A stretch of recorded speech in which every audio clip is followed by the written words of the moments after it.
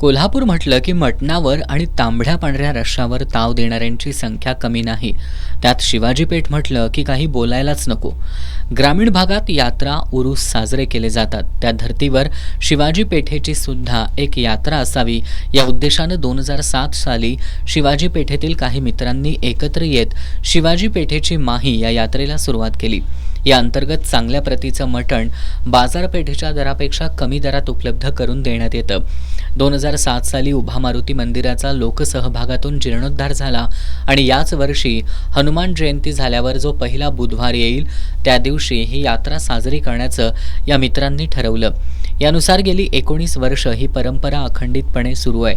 ना नफा ना तोटा या तत्वावर मटण विक्री केली जाते. याचा कमीत कमी वाटा हा 1 किलोचा असतो.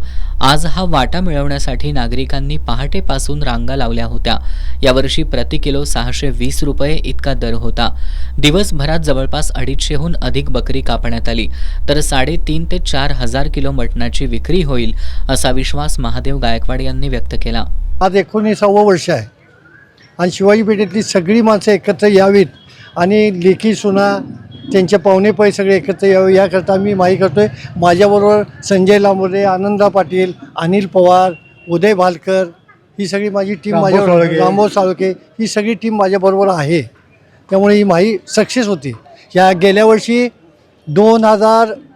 2337 किलो झालं होतं. यावर्षी कमीत कमी 3.5 ते 4 हजार किलो मटण विक्री होईल. कारण का आज पहाटे 4 वाजल्यापासून गर्दी आहे.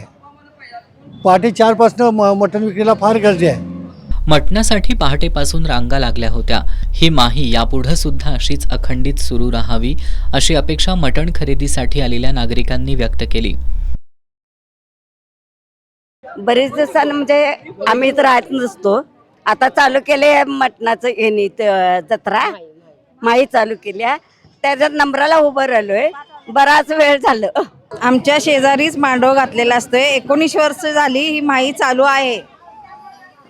मटण खूप चांगलं असतं. खूप गर्दी ह्या वर्षी झालेली आहे. अशीच प्रथा चालू असून द्या दरवर्षी.